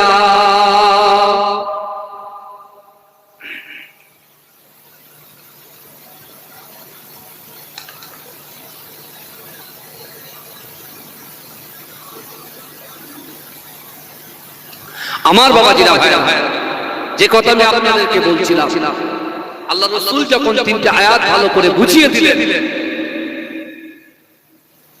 সেই টাইমে সেই সময়টা রাসূলুল্লাহ মক্কাতে অবস্থান করছিলেন। আর মক্কাতে একটা বাণিজ্য মেলা হতো, বাণিজ্য মেলা, বুঝতে পেরেছেন? রাসূল ছিলেন মক্কায়, আর এই কথাটা চলে গেছেন মদিনায়। জোরে বলবেন, জোরে বলবেন। রাসূলুল্লাহ কি বলেছিলেন? আল্লাহর ভয়, রাসূলুল্লাহর মহব্বত আর নামাজের পার্টি। কিসের পার্টি? নামাজের পার্টি। আমি ঝান্ডা পার্টির কথা বলছি না, আপনাদের ব্যাপার, কি করবেন আপনাদের ব্যক্তিগত। এটা স্বাধীনতা আপনাদের আছে, কাকে কি দেবেন না দেবেন সেটা আপনাদের ব্যাপার। আমি বলতে আসি, আমি নামাজের পার্টির কথা বুঝলেন? ঝান্ডা পার্টির নেতা আলাদা, নামাজের পার্টির নেতা আলাদা, বুঝতে পেরেছেন? এই নামাজের আপনাদের জুম্মার মাশাআল্লাহ খতিব সাহেব খুব ভালো মানুষ, বুঝলেন? ভিতরে কোনো অহংকার নেই, খুব ভালো লোক, বুঝতে পেরেছেন? আবার কিছু কিছু মানুষকে দেখবেন তাদের অন্তরের ভিতরে অহংকার, বিদ্বেষ, কিচকিচ করছে। এটা মানুষের ভালো দেখতে পারে, আছে না? এই কথা বলে হ্যাঁ হ্যাঁ হ্যাঁ, এই কুলুষমুক্ত অন্তর নিয়ে দুনিয়াতে জীবন যাপন করতে হবে। আপনার ভিতরে অহংকার আছে, অহমিকা আছে, রিয়া আছে, তাকাব্বুরি আছে, ওগুলোকে সরিয়ে দেন। যেমন ফোন থেকে ছবিগুলো ডিলিট করেন না, শুধু ডিলিট করলে আবার রিসেন্ট ফিল্ডে চলে যায়, ওখান থেকে ডিলিট করতে হবে, বুঝতে পারছেন? ওখান থেকে ডিলিট করেন। আর একটা অপশন আছে, এটা অন্য লোকের কাছে থাকে, যে কোম্পানি, এই কোম্পানি ইচ্ছা করলে ওই ছবি আবার বের করতে পারে, ওখান থেকেও ডিলিট করতে হবে। কটা স্তর বলেন তো? 3টে স্তর। আমাদের এই 3টে স্তর থেকে অন্তর থেকে রিয়া, তাকাব্বুরি, অহংকারকে যখন দূরীভূত করবেন না, এমনি আল্লাহ আপনার অন্তরের ভিতরে রহম পরিবেশন করবে। জোরে বলুন, আপনার অন্তরের ভিতরে রহম প্রবেশ করবে, আর তখনই আপনার মনে হবে এটা নামাজ, রোজা, যাকাত, দান খায় রাখা। এখন অসম্ভবকে সম্ভব। আল্লাহ রাসূলের একজন সাহাবা ছিলেন, যার নাম হচ্ছে হযরত ওমর ইবনুল জামজাম। কি নাম বললাম? ওমর ইবনুল জামজাম। ঘোড়া সাহাবা, এক পা ঘোড়া, আমাদের পা দুটো ভালো, তার এক পা ছিল ঘোড়া। আপনি প্রশ্ন করতে পারেন, রাসূল আছেন মক্কায়, ও আছে মদিনায়, কিভাবে গেল? এটা বলতে গেলে অনেক সময় লাগবে, এখন 15 মিনিটের মধ্যে আমার শেষ করতে হবে। কিন্তু আমার বাবাজিরা, এই ওমর ইবনুল জামজাম, সে ঘোড়া ছিল, তার বয়স হয়ে যাচ্ছে, সে তখন আল্লাহর কাছে বলছে, আল্লাহ, আমার জীবনের খয়িশ, যে আমার জিন্দেগি জীবনে কখন মৃত্যু আসবে জানি না, কিন্তু প্রথম নম্বর আমার আশা, আমার নিয়ে যে আল্লাহর রাসূলকে যেন আমি চামড়া চোখে দেখতে পাই। জোরে মৃত্যু আগে। আর দ্বিতীয় নম্বর, আল্লাহর রাসূল দ্বীনের দাওয়াত দিতে, ইসলামের ঝান্ডাটাকে উত্তোলন করতে গিয়ে, কালেমার ঝান্ডাটাকে উত্তোলন করতে গিয়ে আল্লাহর রাসূল যখন কোন জিহাদে বা যুদ্ধে যাবে, আমি ওমর ইবনুল জামু, আমার বয়স হয়েছে, তো কি হয়েছে? আল্লাহর রাসূল যেন আমাকে সাথে করে নিয়ে যায়। জোরে বলে। তৃতীয় নম্বর নিয়ত হচ্ছে, আমি যখন আমার বাড়ি থেকে আল্লাহর রাসূলের সঙ্গে যুদ্ধে যাব, সেই যুদ্ধে গিয়ে কাফেরদেরকে জাহান্নামে পাঠিয়ে আমি যেন ওই যুদ্ধে শহীদ হয়ে যাই, আমার লাশটা যেন মদিনায় না আসে। 3টে সংকল্প ভালো করে বলবেন। তাহলে আপনার অসম্ভব, আমার অসম্ভব, ভালো করে বুঝি। আমার যুবকের অসম্ভব, নারীদের অসম্ভব, আমাদের অসম্ভব, আমাদের দ্বারা কিছু সম্ভব হচ্ছে না, ভালো করে বুঝবেন। কিন্তু ওমর ইবনুল জামু, তার দ্বারাও অসম্ভব, কিন্তু তার কলিজার ভিতরে আছে রাসূলুল্লাহর মুহাব্বত, তার কলিজার ভিতরে আছে আল্লাহর ভয়, তার কলিজার ভিতরে আছে নামাজ। যেখানে যে কর্মক্রিয়ার মধ্যে লিপ্ত থাকুক না কেন, যখনই নামাজের সময় হয়, নাই বাড়িতে, নাই যেখানে আছে সেখানে, নাই জামাতে গিয়ে নামাজ আদায় করে। জোরে বলবেন না? কিন্তু আমার ভাই জানে দাও, হে নবী পাকের উম্মত উম্মতিরা, হে নবীর দেওয়ানারা, নামাজের পাটিতে ওমর ইবনুল জামু আল্লাহর কাছে ক্রন্দন করে, ওগো রব্বুল আলামিন, আল্লাহ পাক, আমার বয়স হয়ে যায়, কখন মৃত্যু হবে বলতে পারি না, ওগো রব্বুল আলামিন, আল্লাহ পাক, যতদিন পর্যন্ত মুহাম্মদ মুস্তাফা সাল্লাল্লাহু আলাইহি ওয়াসাল্লামকে চামড়া চোখে না দেখব, ওগো রব্বুল আলামিন, আপনি আমার মৃত্যু দেবেন না। ওগো রব্বুল আলামিন, আল্লাহ পাক, আমার দয়ার নবী মুস্তাফা আমাকে সঙ্গে করে নিয়ে আমার রাসূল যেন যুদ্ধে যায়, আর ওখান থেকে আমার লাশটা যেন মদিনায় না আসে। ও যুবকেরা, আমার আল্লাহ পাক রব্বুল আলামিন জিবরাইলকে বললে, ও জিবরাইল, চলে যাও মক্কার জমিনে চলে যাও, আমার হাবিবুল্লাহকে মক্কার কাফেররা অত্যাচার করে, মক্কার কাফেররা আমার হাবিবুল্লাহকে লাঞ্ছিত করে। ও যুবকেরা, আল্লাহর রাসূলের মুহাব্বতে সাহাবা হযরত আবু বকর সিদ্দিক, একদিন আবু বকর সিদ্দিক আবু জেহেলের কাছে গিয়ে বলছেন, ও আবু জেহেল, মক্কার চাবিটা মুহাম্মদ মুস্তাফার হাতে তুলে দাও। ও যুবকেরা, ও নবী পাকের উম্মত উম্মতিরা, আবু জেহেল বলছে, না না না, মুহাম্মদ তো গরীব, মুহাম্মদ তো অন্য ধর্ম পালন করে, না না না, গরীবদের জন্য আমি আবু জেহেল তার হাতে মক্কার চাবি তুলে দেব না। ও যুবকেরা, ও নবী পাকের উম্মতিরা, আমার আল্লাহ পাক সহ্য করলেন না। আমার রাসূলুল্লাহকে মারার প্ল্যান যখন করা হলো, আল্লাহর রাসূল আল্লাহ পাক রব্বুল আলামিন জিবরাইলকে বলল, জিবরাইল যাও আমার হাবিবুল্লাহকে বলো, আমার হাবিবুল্লাহ যেন মক্কা ছেড়ে মদিনায় চলে যায়। ও যুবকেরা, জিবরাইল এসে আমার দয়াল নবীকে বলতে লাগলেন, আসসালামু আলাইকা ইয়া রাসূলুল্লাহ, আসসালামু আলাইকা ইয়া হাবিবাল্লাহ। না না না, আল্লাহ আপনাকে মক্কা ছেড়ে মদিনায় যেতে বলেছে। ও যুবকেরা, আমার দয়াল নবী রাসূলুল্লাহ ঝরঝর করে কাঁদতে কাঁদতে এই সময় জিবরাইলকে বলেছিল, ও জিবরাইল, না না না, মক্কা হচ্ছে আমার জন্মভিটা, এই জন্মভিটা ছেড়ে আমি যেতে পারবো না।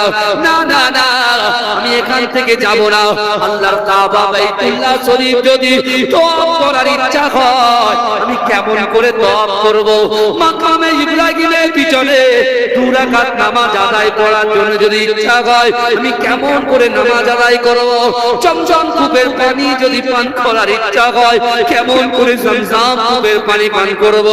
না না না, সাফা মারওয়া সাই করার যদি ইচ্ছা হয়, কেমন করে সাফা মারওয়া সাই করব? না না না, আল্লাহকে গিয়ে বলে দাও আমি মক্কা ছেড়ে মদিনায় যাব না। ও যুবকেরা, ও আমার আম্মা জানো বোনেরা, একটু ভালো করে বোঝার চেষ্টা করেন। আমার আল্লাহ পাক জিবরাইলকে বলছে, জিবরাইল যাও যাও আমার হাবিবুল্লাহকে গিয়ে বলো, মক্কার কাফেরেরা আমার রাসূলুল্লাহকে 13টা বছর একটা রাতের জন্য শান্তিতে ঘুমাতে দেয় না, শান্তিতে বসবাস করতে দেয় না। না না না, আমার হাবিবুল্লাহকে গিয়ে বলো, আমার হাবিবুল্লাহ যেন মদিনায় চলে যায়। আমি আল্লাহ পাক আমার হাবিবুল্লাহকে ওয়াদা দিলাম, আমি আমার হাবিবুল্লাহকে আমি আল্লাহ পাক কথা দিলাম। না না না, আমি মক্কা থেকে মদিনায় আসবে কিছুদিনের মধ্যে আমি আল্লাহ পাক 10,000 সাহাবাদেরকে দিয়ে ওই মক্কাটাকে আমার রাসূলুল্লাহর হাতে তুলে দেব। ওই মক্কাটাকে আমি রাসূলুল্লাহর হাতে, আমার দয়াল নবীর হাতে তুলে দেব, মক্কাটাকে জয় করে দেব। ও যুবকেরা, ও নবী পাকের উম্মতিরা, আল্লাহর রাসূলের আশিক, আল্লাহর রাসূলের মুহাব্বতের পাগল হযরত ওমর ইবনুল জামু আইয়ুব আল আনসারীর বাড়ির পাশে বসে বসে খন্দন করে। ও যুবকেরা, আমার আল্লাহর নবী যখন মক্কা থেকে মদিনায় প্রবেশ করেছে, ওই ওমর ইবনুল জামু যার ভিতরে আল্লাহর ভয় ছিল, যার ভিতরে রাসূলুল্লাহর মুহাব্বত ছিল, যার ভিতরে নামাজ ছিল, আমার আল্লাহ পাক ওই বিশ্ব নবী রাসূলুল্লাহর সঙ্গে তার সাক্ষাৎ করে দিল। জোরে বলবেন, জোরে হবে না? ব্যবসায় বরকত চাই, আপনার পাশে যে জমিগুলো আছে ফসলে ফসলে ভরাতে চান, রাসূলুল্লাহর গোলাম হয়ে আল্লাহর গোলাম হয়ে যান। আমরা তো ভাই নরেন্দ্র দামোদর দাস মোদি, ওকে ভয় পাই, কি করবে? তাড়িয়ে দেবে অত সহজ? মোয়ার পেয়েছে না? এ যুবকেরা, দেশকে ভালোবাসা ঈমানের অঙ্গ। রাসূল বলেছে এই ভারতবর্ষের জন্য জান দিতে পারি। কথা ঠিক না ভুল? কথা বলেন। হ্যাঁ, আমাদের পূর্বপুরুষ এখানকার বাসিন্দা। কি কথা ঠিক না ভুল? আর আমাদেরকে পেপার বা কাগজ চেক করতে হচ্ছে, বুঝতে পারছেন? হ্যাঁ, তার মানে মুসলমান হটাও, পরিষ্কার করো, জিন্দিগিতে পারেনি, আগামীতেও পারবে। আর আমরা তো ভাই বিচ্ছিন্ন হয়ে যাচ্ছি, আমরা একে অপরের থেকে ডিভাইড হয়ে যাচ্ছি, আলাদা পৃথক হয়ে যাচ্ছি। ওলা তানাযাউ ফাতাফসালু ওয়া তাযাবা রিহুকুম আজমাজ। আল্লাহ বলছেন যে বান্দা তোমরা একে অপরে পৃথক হও না, একে অপরে পৃথক হও না, তোমরা হাতটাকে কি শক্ত করে ধরে। এই শুনছেন? শক্ত করে আমরা শক্ত করে ধরছি। আল্লাহ কুরআন বলছে তোমরা একে অপরে শক্ত করে ধরো, তোমরা তো ভাই ভাই। আর আমরা নিজেদের ভিতরে দ্বন্দ্ব, সমস্যা। কত সুন্দর হচ্ছে দুনিয়াটা, কি সব না? আসল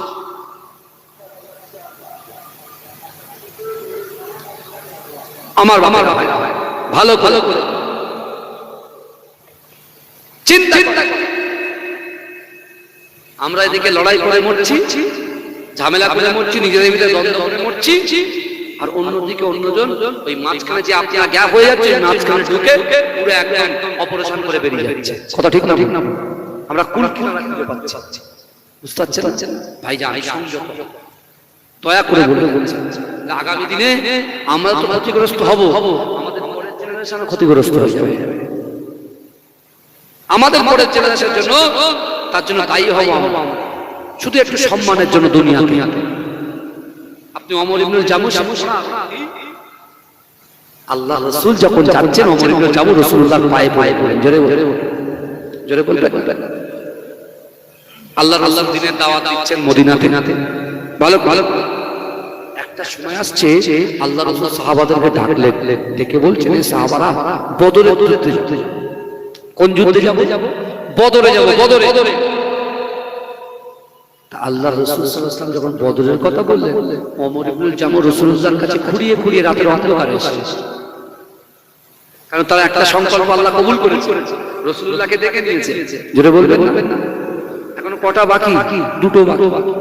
চেষ্টা করছে। চেষ্টা কিসের জন্য করছে? টাকা দিয়ে না, আল্লাহর ভয়, আল্লাহর মহব্বত দিয়ে চেষ্টা করছে।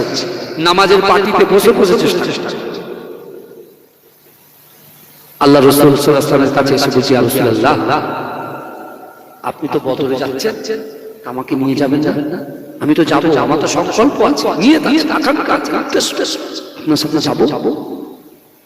এই রাসূলুল্লাহ বলছেন, ওমর ইবনুল জামু, তোমার না শরীর অসুস্থ, তুমি খোলা পায়ে যাবে, আমার তো অসুবিধা হবে।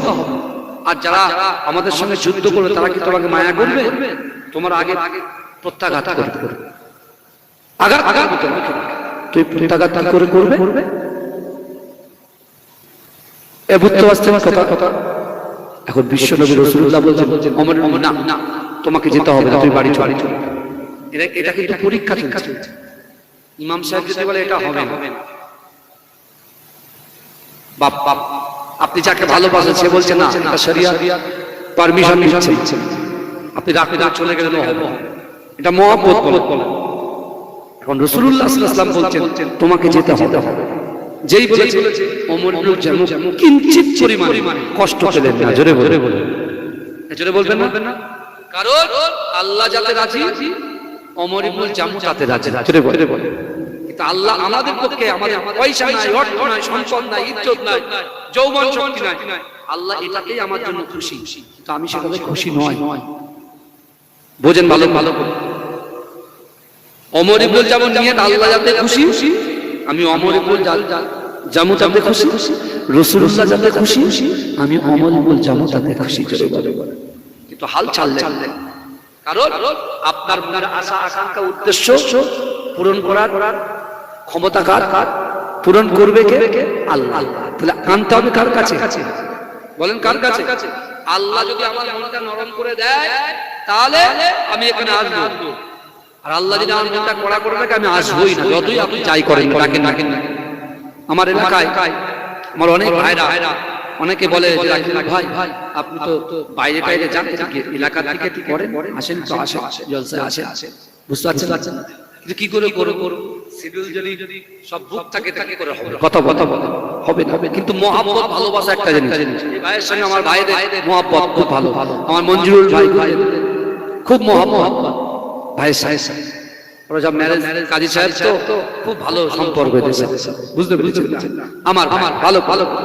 ওমর ইবনুল জামু রাসূলুল্লাহ বলছেন যাওয়া হবে না, কিঞ্চিত পরিমাণে কষ্ট না পেয়ে উনি কি করলেন জানেন? রাসূলুল্লাহর কাছে দাঁড়ালেন না, উনি ডাইরেক্ট চলে গেলেন মদিনাতুল মুনাওয়ারা, মসজিদে নববী। জোরে আমার ভাই জানেরা, হে নবী পাকের উম্মতিরা, হে নবী দেবাংরা, মসজিদে নববীতে গিয়ে ওমর ইবনুল জামু নামাজ আদায় করলেন।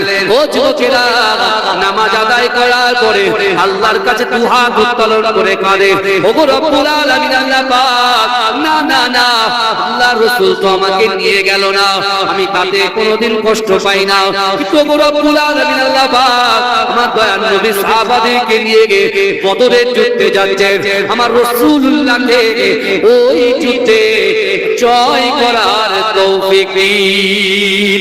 ওগো রব্বুল আলামিন আল্লাহ পাক, আমি ওমর ইবনুল জামু আপনাকে ভয় করি, রাসূলুল্লাহকে মুহাব্বত করে নামাজ আদায় করি। ওগো রব্বুল আলামিন আল্লাহ পাক, আমি ওমর ইবনুল জামু আপনার প্রতি অসন্তুষ্ট নয়, রাসূলুল্লাহর প্রতি অসন্তুষ্ট নয়, আপনাদের দুজনের প্রতি খুশি। কিন্তু ওগো রব্বুল আলামিন আল্লাহ পাক, আবারও তো অনেক যুদ্ধ হবে, অনেক জিহাদ হবে, আল্লাহ রাসূল যেন আমাকে আবার সঙ্গে করে নিয়ে যায়। আল্লাহ পাক বদরের যুদ্ধে নিয়ে গেল না, অন্য অন্য যুদ্ধের ভিতর থেকে যেটা আপনি চাইবেন, আপনার হাবিবুল্লাহ চাইবেন, আমি ওমর ইবনুল জামুর যাওয়ার ব্যবস্থা করে দেবে। বলুন না সুবহানাল্লাহ, মহব্বতে বলুন না সুবহানাল্লাহ। আল্লাহ রাসূলের জন্য বদরের যুদ্ধে যে রাসূলুল্লাহ বিজয় হয়, দোয়া করছেন। আর আমি আপনি কি বলতাম, আমার নিয়ে যাইনি, আমার মন খারাপ, যা হোক গে আমি দেখতে পাবো না, এইসব কথা হবে। ইসলামটাও তো সহজ। মামার বাড়ি যখন গেলাম দরজা খোলা, গেলাম আর এক কি দরজা খোলা, সব দরজা ক্লোজ হয়ে গেছে। যদি বলেন কেন, আমাদের নিউ টাউনে জমির দাম অনেক বেশি, জানেন? এক দু কাটা 1 টাকা। মামার বাড়ির সম্পত্তি আছে বিশাল। ছেলেরা বলছে যা মামার বাড়িতে সম্পত্তি নিয়ে শুয়ে ভিটে বাড়ি করে তো ছাড়িয়ে এরকম আছে না, কথা বলে তো ভিটে বাড়ি মামার সাথে সম্পর্ক থাকে, মামার বাড়ির আবদার থাকে, কথা বলে না, দরজা বন্ধ, অনেক দরজা বন্ধ হয়ে গেছে, বুঝতে পেরেছো? খুব সব পরিবর্তন হন। আল্লাহ বলছে আল্লাহ বলছে বান্দা তোমরা অতি দ্রুত প্রতিযোগিতা করো, আমি আল্লাহ আমার ক্ষমার দিকে। জোরে জোরে বলে, জোরে বলবেন না? আল্লাহ প্রতিযোগিতা করতে বলছে, আমরা তো জমি নিয়ে প্রতিযোগিতা করি, বুঝতে পারছেন না? প্রতিযোগিতা করি, জামা কাপড় নিয়ে প্রতিযোগিতা করি, কিন্তু নামাজ নিয়ে প্রতিযোগিতা করি না যে আমি সবার আগে জুম্মার নামাজে ঢুকবো আর সবার শেষে বেরোবো। কিন্তু ভাইজান এখন উল্টো হয়ে গেছে, সবার শেষে যায়, সবার আগে পাল। এখানকার ছেলেরা খুব ওরাও সব করে না, পুরো খোদবা শোনা, বসে খোদবা শোনা, বুঝতে পারছেন? কেউ টুপি ছুড়ে দেয় না, ওরা উড়ে মারে না, বুঝতে পেরেছেন? এক এক জায়গায় এরকম হয় দেখেছি, তাই বলছি এগুলো করা যাবে, শরিয়াতে এটা পারমিশন দেয়। ওমর ইবনুল জামুল দোয়া করলে আল্লাহ রাসূল বদরের যুদ্ধে জয় করে রাসূলুল্লাহ মদিনায় ঢুকছেন। জোরে বলে, আর সবাই তাকবীরের ধ্বনি দিচ্ছে। ওমর ইবনুল জামুল কিন্তু তার টার্গেটে রয়েছে, যে কোনো প্রকারে দুটো সংকল্প এখনো বাকি, মেটাতেই সাকসেস আমার করতেই। তিনি চিন্তা করছেন কি করা যায়।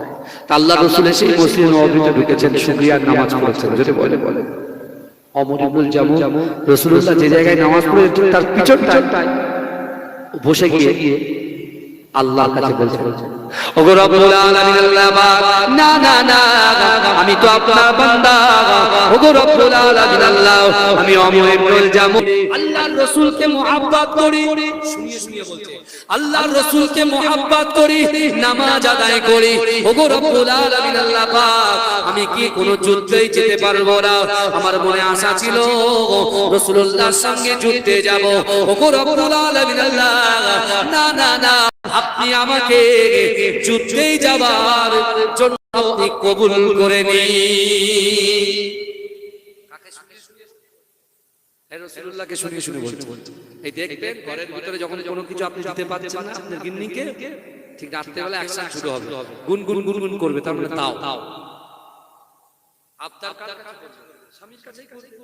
স্ত্রী আবদার কার কাছে করবে? স্বামীর কাছে করবে। স্বামীর সাথে কি আছে এই কথা বলে, তার তো একটা হক আছে। স্ত্রীর যেমন স্বামীর উপরে হক আছে, আর স্বামীর যেমন স্ত্রীর উপরে হক আছে না, কথা বলে। আল্লাহ রাসূল ওমর ইবনুল জামু রাসূলুল্লাহকে শুনিয়ে বলছে, রাসূল ওটা শুনছেন, কিন্তু রাসূল একটা বাক্যলাপ করছে। একটা টাইমে আল্লাহ রাসূল ওহদের যুদ্ধে যাবে। কোন যুদ্ধে যাবেন? ওহদের যুদ্ধে যাবে। আল্লাহ রাসূল একজন সাহাবাকে ডেকে বলছে, বাবা সাহাবা, আমি তো ওহদের যুদ্ধে যাব, যাও ওমর ইবনুল জামুর বাড়ি চলে যাও, ওমর ইবনুল জামুকে বলো যে রাসূলুল্লাহর সঙ্গে যুদ্ধে যাওয়ার জন্য তৈরি হও। জোরে বলে, ওমর ইবনুল জামুর দুইজন পুত্র ছিলেন, যথেষ্ট বড়। এই শুনছেন, দুইজন পুত্র ছিলেন যথেষ্ট বড়। আল্লাহ রাসূলের সাহাবা গিয়ে যে খবর দিয়েছে, ওমর ইবনুল জামু এমনি লাঠি নিয়ে হাঁটতেন না, খোঁড়া ছিলেন কিন্তু লাঠি ইউজ করতেন না। যেই শুনেছে স্ত্রী পুত্র ব্যবসা বাণিজ্য সব বন্ধ করে দিয়ে, সব ভুলে গিয়ে একসাথে মদিনার মসজিদে নববী শরীফে চলে এসেছে। জোরে বলুন বাপ ছুটছে বলে পিছন থেকে ছেলেগুলো ছুটছে। এই শুনছেন, বাপ ছুটেছে, রাসূলুল্লাহ সামনে এসে হাঁপাচ্ছে আর বলছে, ইয়া রাসূলুল্লাহ আমি কিন্তু আপনার সামনাসামনি যাব, আমি কিন্তু আপনার সামনাসামনি যাব, আর আপনি আমার পিছনে থাকবেন। যেই আল্লাহ রাসূলের অনেক সাহাবারা বলছে, কি ব্যাপার, এটা তো বুঝতে পারলাম না, সামনাসামনি যাবে মানে রাসূলুল্লাহ পিছনে থাকবে আর ওমর ইবনুল জামু সামনে থাকবে, এটা বিয়াদবি হবে। এই কথা বলে আমার ভাই জানেরা, হে নবী পাকের উম্মত উম্মতিরা, হে নবী দেওয়ানা, বিশ্ব নবী রাসূলুল্লাহ সাল্লাল্লাহু আলাইহি ওয়াসাল্লামের সামনে ওমর ইবনুল জামু কাঁদতে কাঁদতে আল্লাহ রাসূলকে বলেছিলেন, ইয়া রাসূলুল্লাহ, ইয়া হাবিবাল্লাহ, আমি ওমর ইবনুল জামু আপনার সামনাসামনি যাব, আপনি আমার পিছনে থাকবেন। আল্লাহ রাসূল সাল্লাল্লাহু আলাইহি ওয়াসাল্লামের সাহাবারা হঠাৎ করে একজন জিজ্ঞাসা করলেন, কি ব্যাপার? ওমর ইবনুল জামু বলে, না না না, আল্লাহ রাসূল যখন যুদ্ধে যাবে আমিও রাসূলুল্লাহর সঙ্গী হব, কিন্তু না না না, রাসূল যদি সামনে থাকে, কাফেররা যদি সামনে থেকে তীর ছুড়ে আল্লাহ রাসূলের গায়ে আগে লেগে যাবে, আমি ওমর ইবনুল জামু যদি সামনে থাকে আগে আমার গায়ে লাগবে, কাফেররা যদি ডান দিক থেকে তীর ছুড়ে আমি ওমর ইবনুল জামু আগে আমার বুকটা পেতে দেব, বাম দিক থেকে যদি তীর ছুড়ে বাম দিকে আমার বুকটা পেতে দেব, আমার রাসূলুল্লাহর আগে আমি শহীদ হয়ে যাব। আমি মরতে রাজি আছি, কিন্তু আমার রাসূলুল্লাহর গায়ে আঘাত লাগবে, এটা আমি সহ্য করব না, তাই আমি আগে যাব।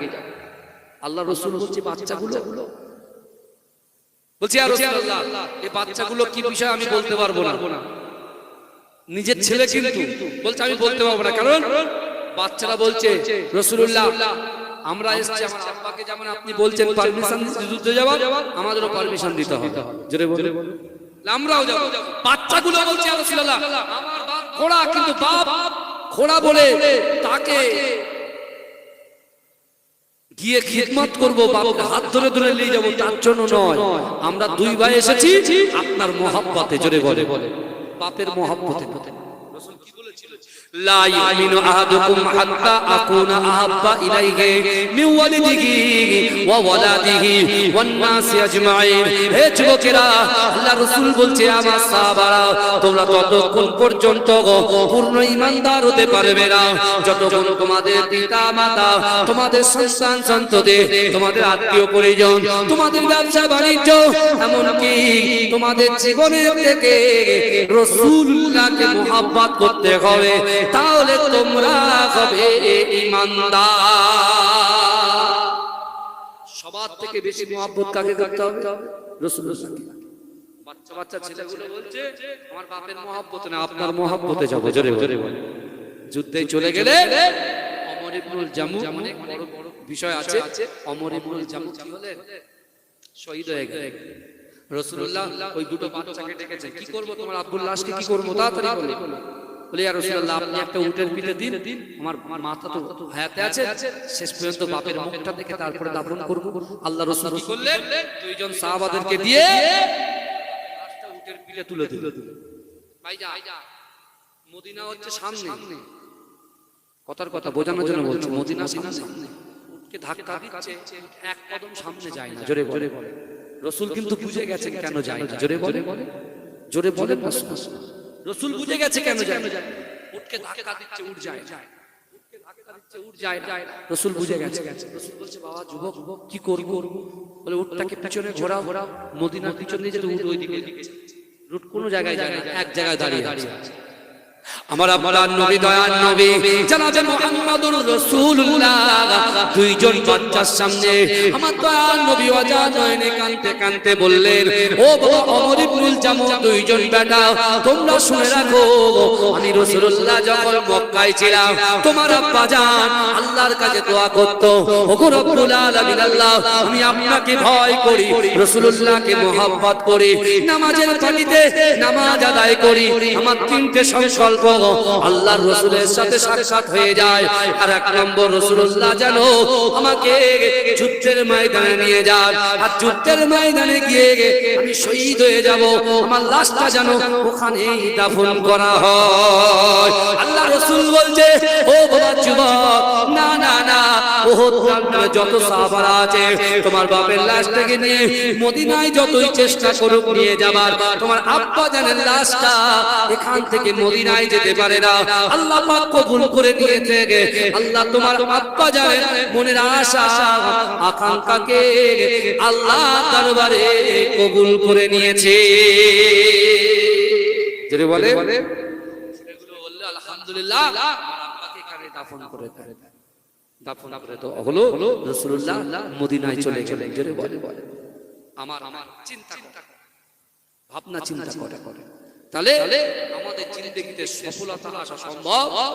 কি করতে হবে? আল্লাহকে ভয় করতে হবে, রাসূলকে মহব্বত করতে হবে, নামাজের পাটিতে নামাজ আদায় করতে হবে।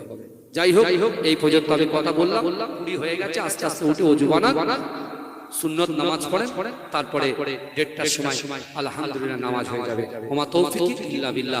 আসসালামু আলাইকুম। সকলে আমার জন্য দোয়া করবেন, সালাম দেন। ওয়া আলাইকুম আসসালাম ওয়া রাহমাতুল্লাহ। আল্লাহ যদি বাঁচিয়ে রাখে আবার এরপর থেকে কিছু কথা আবার আগামীতে শুনবো ইনশাআল্লাহ। আজ চৈত্র মাসের 22 তারিখ, খড়িবাড়িতে আমাদের বাড়ি আছে, প্লাস মাঝেরাটিতে আমি থাকি, বুঝলেন? একটা চৈত্র মাসের প্রথম শনিবার মাঝেরাট দরবার শরীফে জলসা হয়, আর 22শে চৈত্র আমার আব্বাই কে হায়দারি হুজুরের বাড়িতে জলসা হয়। আপনারা অবশ্যই আসবেন, আমি চিঠি পাঠাবো ইমাম সাহেবের হাতে, বলে দেবেন, আপনারা অবশ্যই যাবেন, আমার কাছে খাওয়া দাওয়া করবেন ইনশাআল্লাহ।